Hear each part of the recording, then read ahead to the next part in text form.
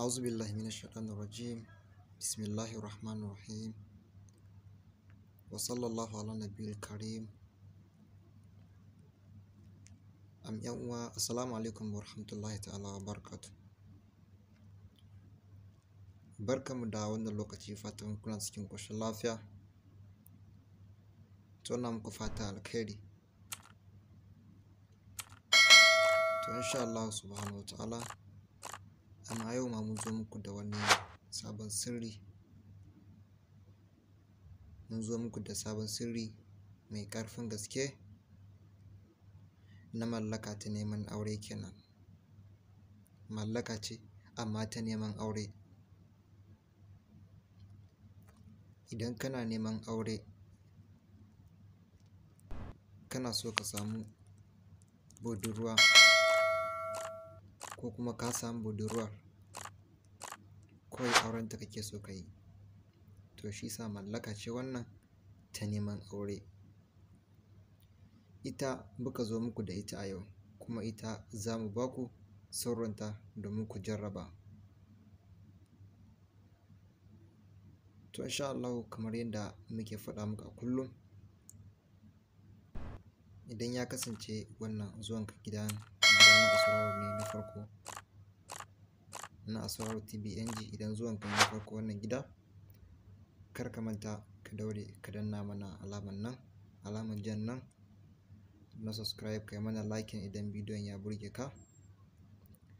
Za ka danna ƙararrawa all kenan ta sama, da zarar mun ɗora bidiyo, mun ɗora sabon sirri, saboda kar ya wuce ka, da ka danna ƙararrawa na sama all kenan, zai faɗo maka cikin wayanka nan take, ba sai ka je kana bincike ko kana duba shin an ɗora sabon sirri ko ba a ɗora ba.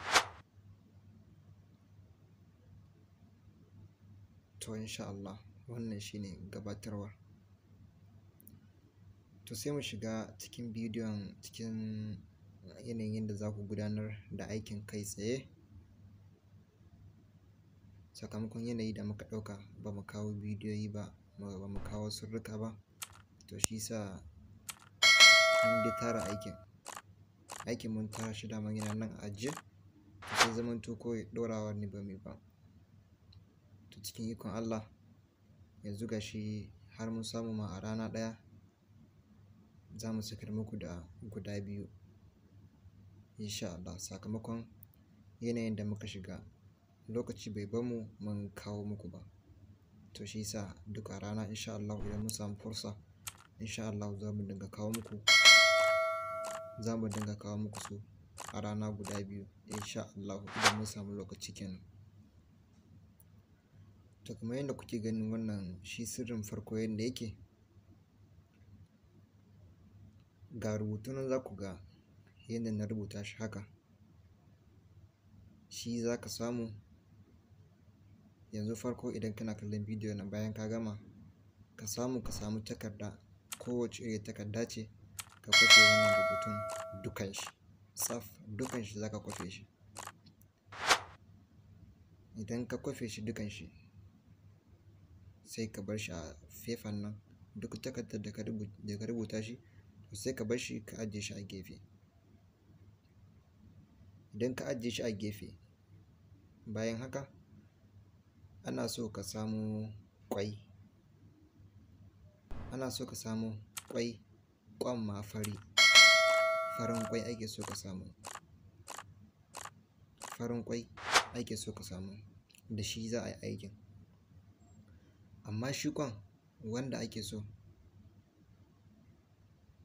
wanda ya fi ko kuma wanda ake so a yi amfani da shi shine, amma kowanne za a iya amfani da shi, amma wanda ake so a ga, wanda majority ma an fi yin amfani da shi shine kamar kazar da ta yi ƙwai a yau, sabon ƙwai kenan. Sabon ƙwai, misali kaza tana yin ƙwai yau, to ka ɗauke shi ka ajiye shi, ka yi wannan aikin da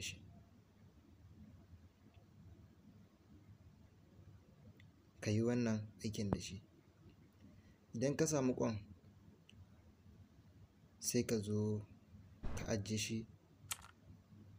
Kuma shi wannan sirri a kowane rana kowane lokaci za ka iya yin shi, kowane rana, kowane irin lokaci za ka iya yin shi.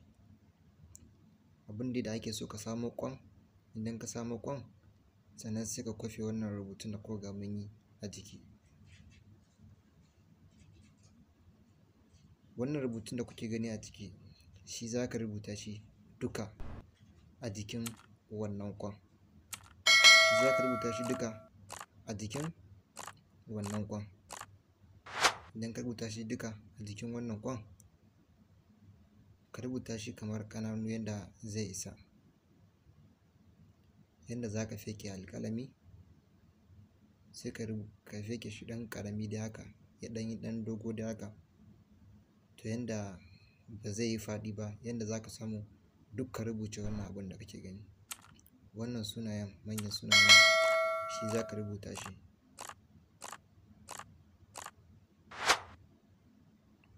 Duka za ka rubuta shi, duk sunan da ka ga a nan gurin to duk ka rubuta shi. Idan ka gama rubutawa, inda aka zo aka sa bracket ɗin nan gashi nan na ƙasa, za ka ga an sa Fulan ibn Fulan. Nan gurin farko za ka sa sunan wanda kake so, sunan wanda kake so, sunan wanda kake so ka ga ka same shi, ka aure shi. Sannan gaban kuma sai ka sa sunan mahaifiya, sunan mahaifiya. A gaban shi kuma sai ka sa ila, izuwa kenan, izuwa gare ka kai wanda kake ɗalab ɗin, wanda kake nema, kai wanda kake nema. Gashi nan Fulan ibn Fulan, wane ɗan wane, ila Fulan ibn Fulan. Farko idan ka sa sunan wanda kake so da sunan mahaifiyarsa, ko in ce da sunan mahaifiyarta, in ki namiji ne sai ki sa sunan shi da sunan mahaifiyarsa. Idan kai namiji ne sai ka sa sunanta da sunan mahaifiyarta. Gaba kuma sai ka sa sunanka, sunanta da sunan mahaifiyarta. Haka za ka yi. Idan ka gama wannan rubutun na ƙarshe sai ka ƙarashe shi.